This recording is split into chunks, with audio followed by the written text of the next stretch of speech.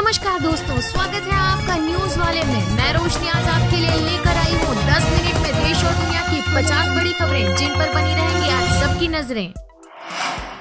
अनुसूचित जाति के मेधावी छात्रों की पढ़ाई का खर्च उठाएगी यूपी सरकार, योजना शुरू करने की तैयारी। मुख्यमंत्री मेधावी छात्रवृत्ति योजना लॉन्च करने की तैयारी। 165 संस्थानों के छात्र होंगे लाभान्वित। 8 लाख रुपए तक सालाना आमदनी वाले परिवारों के विद्यार्थी पाएंगे अवसर। 30% लाभार्थी होंगी बालिकाएं। 50 करोड़ सालाना खर्च का अनुमान। पाकिस्तान में पूर्व प्रधानमंत्री इमरान खान की जान को खतरा। इस्लामाबाद में हाई अलर्ट पर सुरक्षा एजेंसी, धारा 144 लागू। पाकिस्तान पीटीआई के अध्यक्ष इमरान खान के बानी गाला में संभावित आगमन के मद्देनजर इलाके में सुरक्षा बढ़ा दी गई है और हाई अलर्ट जारी कर दिया गया है। शहर के बानी गाला से सटे इलाकों में सुरक्षा एजेंसियों को हाई अलर्ट पर रखा गया है। अमेरिकी राष्ट्रपति की सुरक्षा में सेंध, घर के ऊपर नो फ्लाई जोन से गुजरा विमान। जो बाइडेन सुरक्षित जगह पहुंचाए गए। अमेरिकी राष्ट्रपति जो बाइडेन जिस जगह पत्नी जेल के साथ छुट्टी मना रहे थे उस क्षेत्र में एक छोटा विमान घुस आया। इसके कारण सुरक्षा एजेंसियों को दोनों को आपात स्थिति में निकालना पड़ा। हालांकि बाद में पता चला कि उनकी सुरक्षा को कोई खतरा नहीं था और विमान गलती से वहां पहुंच गया था। अब ज्ञानवापी की तर्ज पर जामिया मस्जिद के सर्वे की मांग। श्रीरंगपट्टनम में धारा 144 लागू। विश्व हिंदू परिषद का दावा है कि श्रीरंगपट्टनम टीपू सुल्तान की राजधानी हुआ करती थी और वहां भगवान हनुमान का आंजनेय मंदिर था। 18वीं सदी में टीपू सुल्तान ने उसे तुड़वाकर वहां जामिया मस्जिद बनवाई। हिंदू संगठन के वहां मस्जिद के बाहर पूजा और हनुमान चालीसा का पाठ करने के आह्वान के बाद प्रशासन ने पूरे क्षेत्र में सुरक्षा कड़ी कर दी और धारा 144 लागू कर दी।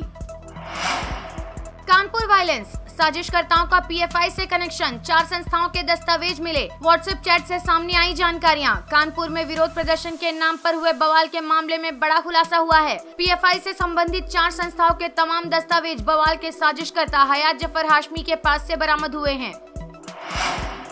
कानपुर हिंसा का असर, एहतियात के तौर पर बरेली में कर्फ्यू लागू। मुस्लिम धर्मगुरु तौकीर रजा द्वारा घोषित 10 जून को होने वाले विशाल विरोध प्रदर्शन से पहले बरेली प्रशासन ने कानपुर हिंसा के बाद और एहतियात के तौर पर धारा 144 के तहत कर्फ्यू लगा दिया है। प्रशासन की ओर से जारी आदेश के मुताबिक किसी भी जगह पर 5 से अधिक लोग जमा नहीं हो पाएंगे। इस दौरान किसी भी तरह के प्रदर्शन की इजाजत नहीं दी जाएगी। उत्तर प्रदेश के पेंशनरों को गलती से जारी की गई अधिक राशि की वसूली करेगी सरकार। किस्तों के रूप में लिया जाएगा। 1 जनवरी 2016 से 31 जुलाई 2017 के बीच सेवानिवृत्त पेंशनरों को जारी की गई ज्यादा पेंशन की वसूली की जाएगी। ये वसूली पेंशन के 1/3 भाग से किस्तों के रूप में होगी। उत्तर प्रदेश सरकार ने सेवानिवृत्त कार्मिकों के पेंशन निर्धारण में गलती से अधिक जारी की गई राशि की वसूली का फैसला किया है। पेंशनरों से पहले अदायगी का विकल्प मांगा जाएगा। यदि पेंशनरों ने विकल्प नहीं दिया तो अधिक भुगतान की गई राशि की वसूली पेंशन के 1/3 हिस्से से मासिक किस्त में की जाएगी। अमेरिका की चेतावनी के बाद भी अड़ियल किम जोंग नहीं आए अपनी हरकतों से बाज। एक साथ दागी 8 बैलिस्टिक मिसाइलें। उत्तर कोरिया की ओर से ये मिसाइल परीक्षण ऐसे समय में किया गया है जब एक दिन पहले ही अमेरिकी प्रतिनिधि सोंग किम दक्षिण कोरिया की राजधानी सियोल पहुंचे थे। हालिया घटनाक्रम अमेरिका के साथ तनाव को और बढ़ा सकता है।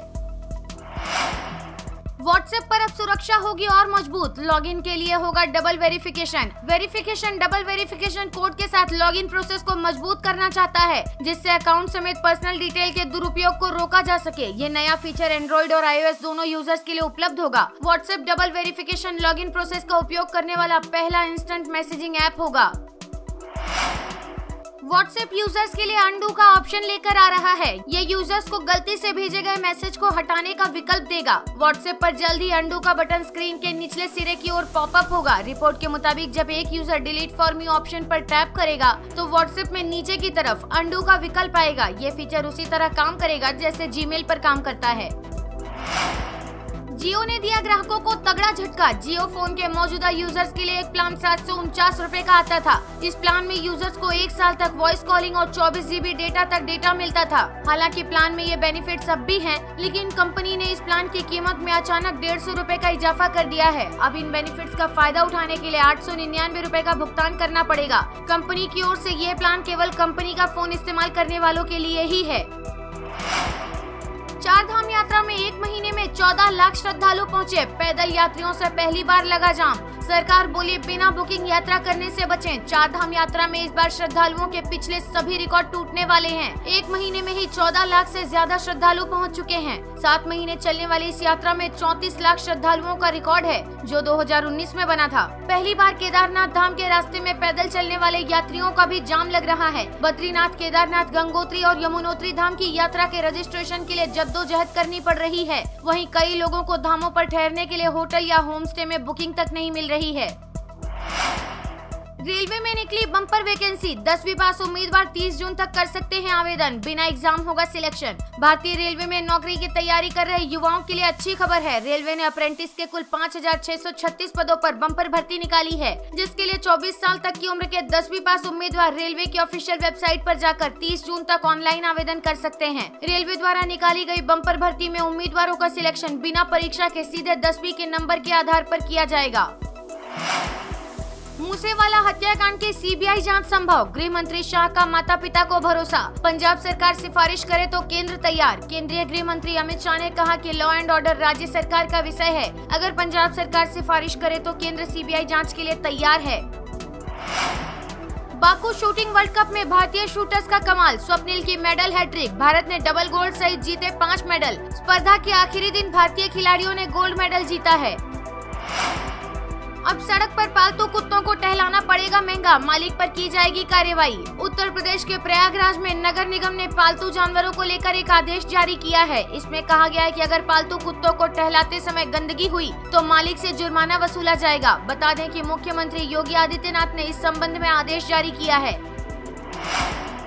इस राज्य में पुलिस की अनोखी पहल, ट्रैफिक नियम तोड़े तो देखनी पड़ेगी 3 घंटे की फिल्म। उत्तर प्रदेश के मुरादाबाद जिले की पुलिस ने सड़क हादसों को कम करने के लिए एक अनोखी पहल शुरू की है। यातायात पुलिस ने करीब 600 लोगों को यातायात नियम तोड़ते हुए पकड़ लिया। इसके बावजूद उनका चालान नहीं काटा गया। यातायात पुलिस उन्हें कॉन्फ्रेंस हॉल लेकर गई और 3 घंटे की मूवी दिखाई। इस मूवी के जरिए उन्हें यातायात नियमों के प्रति जागरूक करने का प्रयास किया गया। ताइवान को लेकर चीन से आर पार की लड़ाई के मूड में अमेरिका, बढ़ रहा परमाणु युद्ध का खतरा। अमेरिका और चीन के बीच टेंशन बढ़ती जा रही है। ताइवान को लेकर अमेरिका चीन से आर पार की लड़ाई के मूड में है। अमेरिकी राष्ट्रपति जो बाइडेन ने साफ किया है कि अगर चीन ताइवान पर हमला करेगा तो वो चीन से सीधे लड़ेगा। धार्मिक स्वतंत्रता पर भारत ने अमेरिकी रिपोर्ट खारिज की, कहा धार्मिक आजादी का यहाँ सम्मान, अमेरिका में नस्लीय हिंसा होती है। ICC under 19 T20 world cup क्वालिफायर्स, महज 8 रन पर सिमटी नेपाल की टीम, 50 मिनट भी नहीं चला मैच, 7 गेंद में जीत गई यूएई की टीम। मलेशिया में आयोजित 5 देशों के टूर्नामेंट में यूएई और नेपाल के अलावा थाईलैंड, भूटान और कतर की टीम भी खेल रही है। टूर्नामेंट जीतने वाली टीम अगले साल दक्षिण अफ्रीका में होने वाली अंडर 19 महिला T20 वर्ल्ड कप के लिए क्वालिफाई कर जाएगी। देश भर की अदालतों में पेंडिंग है करीब 4.5 करोड़ मामले, कानून मंत्री ने कहा यह है चिंताजनक। केंद्रीय मंत्री किरेन रिजिजू ने कहा कि जब मैंने कानून मंत्री के रूप में कार्यभार संभाला तो विभिन्न अदालतों में लगभग 4.5 करोड़ मामले लंबित थे। अब ये संख्या 4.5 करोड़ से अधिक हो गई है और जल्द ही ये 5 करोड़ तक पहुँच जाएगी।